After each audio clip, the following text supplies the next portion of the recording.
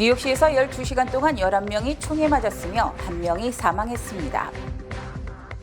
보트리 경찰의 여성 피살 사건에서 사망한 여성이 20대 한인으로 밝혀졌습니다.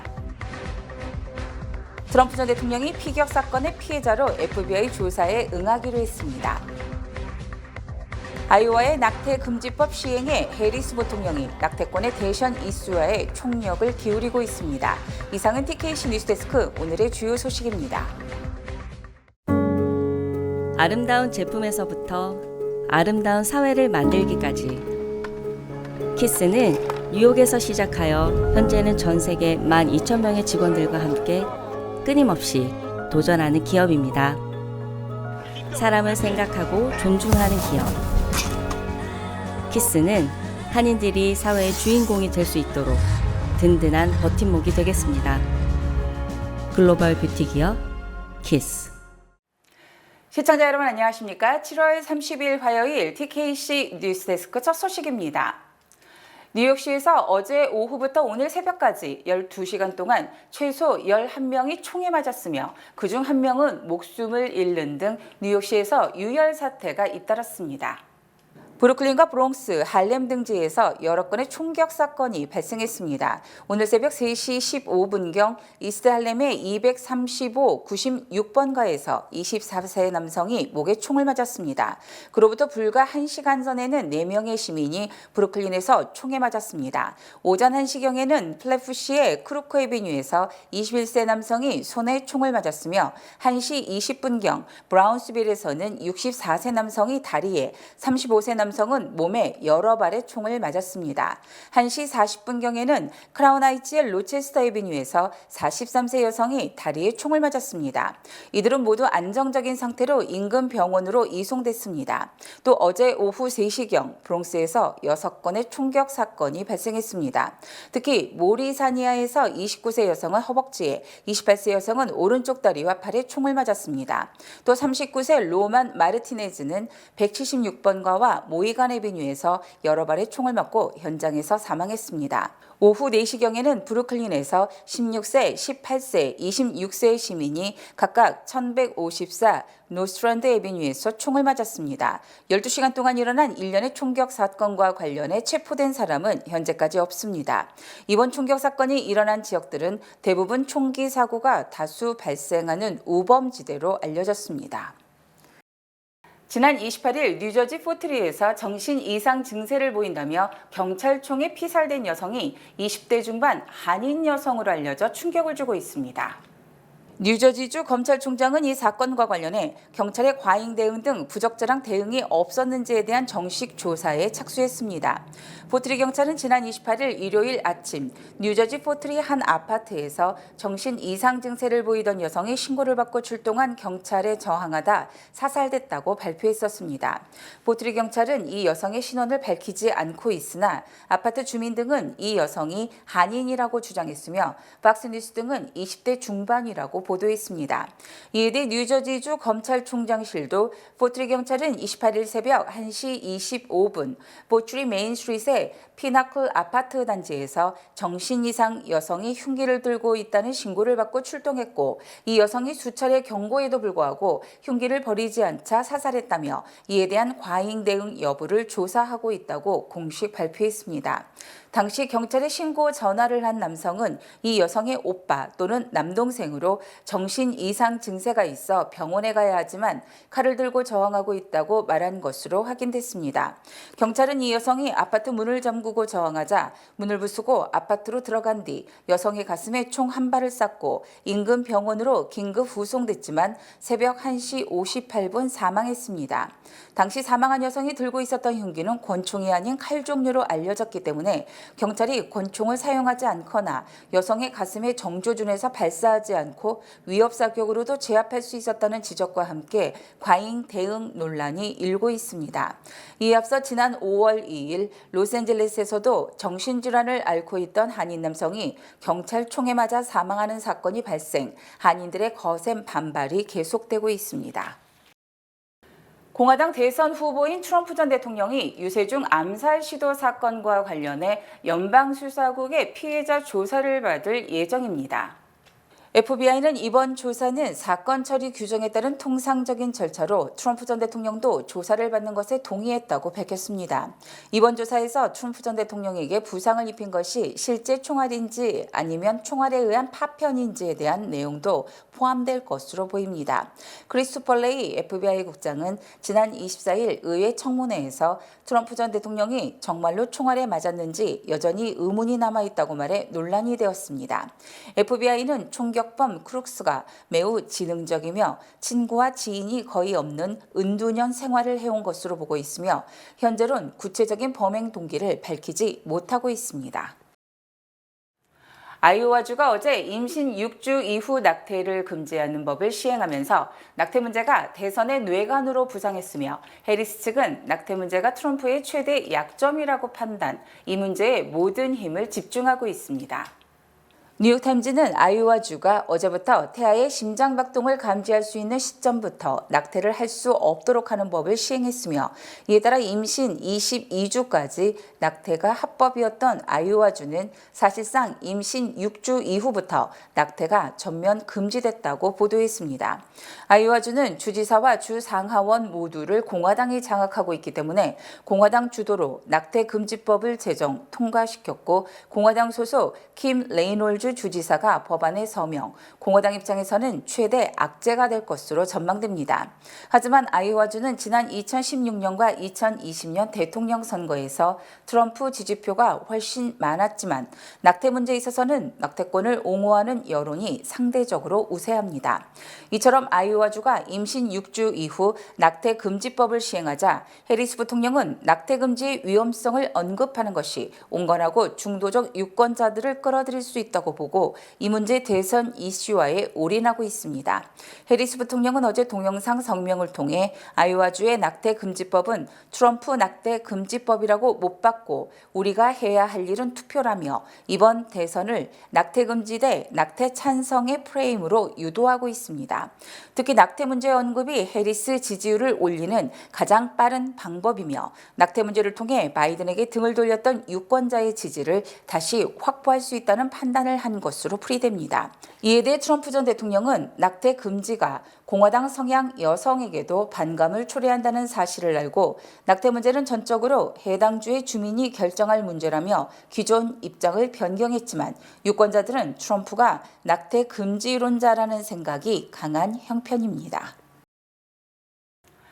등판 2주여 만에 공화당에 큰 짐이 되고 있다는 비판에 직면한 제이디 벤스 상원 의원이 민주당 대선 후보 교체에 대해 허를 찔린 느낌이라고 평가한 것으로 드러났습니다.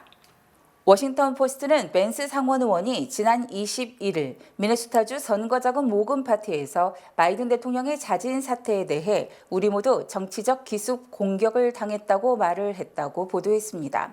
특히 벤스 상원 의원은 나쁜 소식은 카밀라 해리스는 바이든이 지녔던 것과 같은 약점이 없다는 것이라며 해리스는 훨씬 더 젊고 바이든이 당했던 방식으로는 어려움을 겪지 않을 것이라며 우려를 표명했습니다. 벤스 상원 의원은 솔직히 트럼프와 바이든에 대해서는 모든 사람이 싫든 좋든 나름대로의 의견을 가지고 있지만 유권자들이 해리스에 대해서는 전혀 알지 못한다며 따라서 효과적인 공격 포인트를 찾는 것이 숙제라고 지적했습니다. 벤스 상원 의원의 이 같은 발언은 트럼프 캠프 측이 해리스가 출마하면 더 이기기 쉽다고 표면적으로 호언장담한 것과는 다른 것으로 내부적으로는 상당히 당황하고 있음을 내비친 것입니다. 벤스 상원 의원도 바로 그 다음 날인 22일에는 정치적 역학관계는 전혀 변하지 않았다며 바이든이든 해리슨이든 누구를 상대해도 상관이 없다면서 자신의 발언을 수습하는 모습을 보였습니다. 또 어제 워싱턴 포스트 보도에 대해서도 성명을 통해서 유권자들이 해리스의 위험한 사상과 약점을 알게 되면서 트럼프가 여론조사에서 계속 우위를 점하고 있다며 해리스의 극좌 이념이 바이든보다 더 위험하다고 주장했습니다. 트럼프 전 대통령이 재임 당시 김정은과 두 차례 정상회담을 가졌지만 영변 핵시설 가동을 멈추지 못하는 등 성과가 없는 회담이었다는 주장이 제기됐습니다. 미 전략국제문제연구소의 북한 전문 웹사이트 분단을 넘어는 열 적외선 위성 영상 분석 결과 2018년 싱가폴, 2019년 하노이 미북 정상회담 사이에 일부 핵시설 가동이 중단됐지만 이 회담이 핵시설 전반의 가동에 미친 영향은 제한적이었다고 주장했습니다. 전략국제문제연구소는 2018년 6월 12일, 2019년 2월 27일 등 미북 정상회담 시점에 영변 핵시설 가동 상태를 열 적외선 위성 영상으로 분석한 결과 2018년 3월부터 6월까지 영변 핵시설은 가동 상태를 유지했다고 밝혔습니다.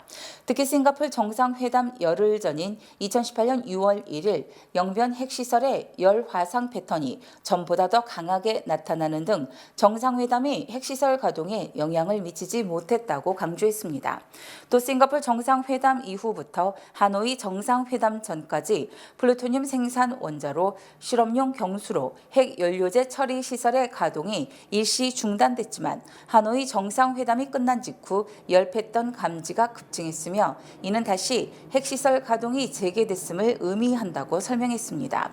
트럼프 전 대통령은 2018년 6월 싱가포르에서 사상 첫 미북 정상회담을 통해 한반도의 완전한 비핵화에 합의했지만 2019년 2월 2차 정상회담 때 비핵화에 대한 보상인 대북 제재 해제를 둘러싼 이견으로 회담이 결렬됐었습니다. 지난 19일부터 최소 일주일간 항공 대란을 초래한 델타 항공이 마이크로소프트와 클라우드 스트라이크를 상대로 손해배상 소송을 준비 중인 것으로 확인됐습니다. CNBC 방송은 델타 항공이 MS와 클라우드 스트라이크의 업데이트 차질 등 전산 시스템 마비를 초래 항공편 7천여 편이 취소됐고 이로 인해 17만 6천 건의 환불과 환급 요청을 처리하고 있다며 이들을 상대로 소송을 제기할 것이라고 보도했습니다. 델타 항공은 이번 항공 대란으로 최소 3억 5천만 달러에서 최대 5억 달러의 손해를 입은 것으로 추정돼 손해배상액과 이에 3배에 달하는 징벌적 배상을 청구할 수 있기 때문에 최대 배상 요구액은 20억 달러에 달할 것으로 추정됩니다. 델타 항공은 사이버 보안업체인 클라우드 스트라이크가 소프트웨어 업데이트 과정에서 오류로 마이크로소프트의 클라우드 가동이 중단되면서 큰 피해를 입었고 델타 항공 외에도 아메리칸 항공 등 주요 항공사와 금융기관, 방송, 통신 등이 동시다발로 마비됐었습니다. 특히 델타 항공은 가장 큰 차질을 초래 19일부터 25일 완전 정상화될 때까지 일주일간 고객들의 큰 불편을 초래했고 연방교통부가 델타 항공만 가장 많은 항공편이 취소됐다며 특별조사를 진행하고 있습니다. 한편 보험업체인 파라메트릭스는 이번 사태로 MS를 제외한 포춘 500대 기업의 손실액이 무려 54억 달러에 달하는 것으로 추정했습니다. 올해 내 연준의 기준 금리 인하가 확실해지면서 금리가 내리기 전에 고이율의 채권을 매입하기 위해 뭉칫돈이 몰리고 있습니다. 월스트리트저널은 미국에 상장된 채권형 상장지수 펀드에 올 들어 7월 말까지 1,500달러의 자금이 유입됐으며 이는 7개월간 유입 규모로는 사상 최대라고 보도했습니다. 이처럼 채권 펀드에 거액이 몰리는 것은 채권이 현재 한 세대만에 가장 높은 수익률을 내고 있고 금리가 하락하면 고이율의 채권의 가치가 더욱 상승하기 때문으로 풀이됩니다. 즉 2022년 연준이 금리를 올리자 시중자금은 예금으로 몰렸고 이제 금리가 내려갈 가능성이 커지자 현재 고금리가 고정돼 있는 채권으로 돈이 몰리는 것입니다. 미국의 최대 자산 운용사인 블랙록은 2조 달러 이상을 채권에 투자했으며 현 시기를 채권의 황금기라고 평가하고 높은 이자를 받았던 예금을 빼내서 채권 수익률이 내려가기 전에 고이자의 채권을 매입할 기회라고 주장했습니다. 또 채권 수익률 분석업체에 따르면 채권펀드 1,700여 개 중 74%의 수익률이 채권 벤치마크 지수보다 높은 상황이라고 밝혔습니다.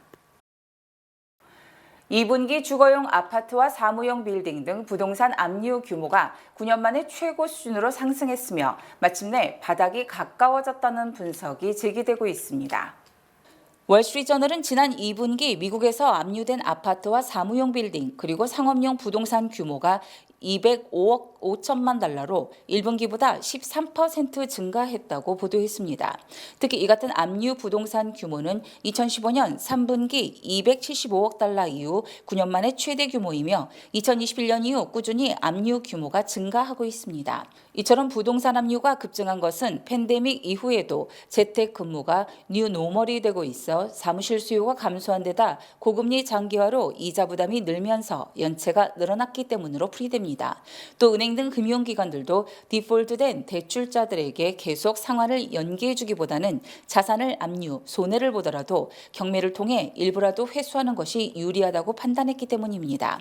이에 대해 일부 부동산 전문가들은 상업용 부동산 가치가 더욱 하락할 수 있는 상황이라고 전망한 반면 또 다른 전문가는 이제 바닥이 가까워졌다고 상반된 전망을 했습니다. 한편 상업용 부동산 대출을 담보로 한 모기지 저당증권의 연체율 역시 8.11%로 2013년 11월 이후 11년 만에 최고 수준을 기록했습니다. 2024 하계 올림픽을 개최하는 프랑스가 2030 동계 올림픽 유치에 성공했습니다. 2034 동계 올림픽 개최지로는 미국 유타주 솔트레이크 시티가 선정됐습니다. 국제올림픽위원회는 제142차 총회에서 2030년과 2034년 동계올림픽 개최지를 확정했습니다. IOC 집행위원회는 지난달 두 대회 개최지로 각각 프랑스 알프스, 미국 솔트레이크 시티를 권고했는데 이날 투표에서 큰 문제 없이 가결됐습니다. 프랑스는 알프스 산맥의 접경 지역인 프로방스 알프코트 다지루와 오베르누론 알프에서 동계올림픽 축제를 열 계획입니다. 2030년 프랑스 올림픽 개최 조건은 차기 프랑스 총리가 재정적 보증을 하는 조건입니다. 이에 에마뉴엘 마크롱 프랑스 대통령은 차기 프랑스 총리에게 2030년 동계올림픽 개최에 대한 재정 보조를 요청할 것이라고 말했습니다. 프랑스는 2030년 동계올림픽 개최를 신청한 유일한 나라였지만 조기 총선 이후 정부 구성이 지연되고 있어 자금 조달에 문제가 있을 것이라는 우려가 제기되고 있습니다. 마크롱 대통령은 차기 프랑스 정부에 재정 보증뿐만 아니라 올림픽 관련 법 제정도 요청하겠다고 말했습니다. 미국 내 회사 3곳 중 한 곳이 대졸학위를 요구하는 방침을 폐지하고 있는 것으로 나타났습니다. 첨단 분야에 이어서 금융, 보험업계, 헬스케어와 소셜 지원 등에서 초임 직원을 중심으로 학위 대신 기술을 보고 채용하려는 추세가 확산되고 있습니다. 회사 750곳을 택해 설문조사를 실시한 결과 3곳 중에 한 곳이 학사학위를 요구하는 재고를 폐지했다고 말했으며 이어 25%는 2025년부터 학사학위 요구를 폐지할 계획이라고 밝혔습니다. 특히 중간급 직원을 채용할 때 학사학위를 요구하지 않는다는 비율은 54%로 나타났습니다. 또한 시니어 고위직을 채용할 때도 학사학위를 요구하지 않는다는 비율은 17%로 낮아졌습니다. 다시 말해 고위직들은 아직 대졸자를 선호하고 있으나 학사학위 대신 기술이나 경력을 보고 채용하는 추세가 계속 확산되고 있으나 여전히 4년제 대학 초임 연봉과 고졸자들의 초임엔 차이가 많습니다. 그러나 가파르게 오르는 비싼 대학 등록금으로 학자 융자금까지 받아가며 다녀야 할지의 논란도 생기고 있습니다. 본 프로그램은 뱅크 오브 호프 프로모 플러스 CD와 함께합니다. 똑똑하게 모을수록 착착 쌓이는 저축. 희망과 함께라면 가능합니다. 지금 이자율을 고정하세요. 자세한 내용은 가까운 지점에 문의하세요. 주요 단신 전해드립니다. 40세 한인 남성 박모 씨가 지난 27일 오후 뉴저지 놀루드의 한 주택에 복면을 한 채 침입, 가짜 권총을 들고 일가족을 위협해 금품을 빼앗으려 한 혐의로 경찰에 체포됐습니다. 미국의 국가부채가 어제 처음으로 35조 달러를 돌파한 것으로 집계됐으며 해리스와 트럼프 모두 국가부채 해결 문제에 뚜렷한 해법을 제시하지 못하고 있습니다. 일본을 방문 중인 신원식 국방장관이 블룸버그 통신과의 인터뷰에서 북한이 핵실험 준비를 마쳤으며 오는 11월 미국 대선 전후 7차 핵실험을 할 가능성이 크다고 경고했습니다. 김대중 전 대통령의 삼남 김홍걸 전 의원이 DJ의 분신과도 같은 서울 동교동 DJ 사저를 100억 원에 매각했으며 이에 따라 사저는 DJ 기념관으로 보존하라는 어머니 이효 여사의 소망도 물거품이 됐습니다. 산불 등 자연재해가 늘어나면서 최근 1년 새 미국의 주택 화재 보험료가 21% 급등한 것으로 집계됐습니다. 지난 28일 밤 11시 30분쯤 맨하탄 어퍼웨스트 사이드 저소득층 주거단지에서 26세 남성이 자전거를 탄 4명의 남성에게 가슴에 총을 맞아 중상을 입었습니다. 모건 스탠리가 미국 증시에서 자동차 최고주를 기존 포드에서 테슬라로 변경하고 투자 등급을 비중 확대로 상향 조정함에 따라서 테슬라 주가가 급등하고 있습니다. 경제 전문가를 상대로 7월 조사한 결과 올해와 내년 세계 경제 성장률이 3.1%에 이를 것이라는 전망치가 나왔습니다. 날씨 전해드립니다. 수요일인 내일은 대체로 흐린 가운데 곳에 따라 소나기가 예상됩니다. 내일 낮 최고 기온은 86도, 밤 최저 기온은 74도입니다. 해 뜨는 시각은 오전 5시 51분, 해 지는 시각은 오후 8시 10분입니다.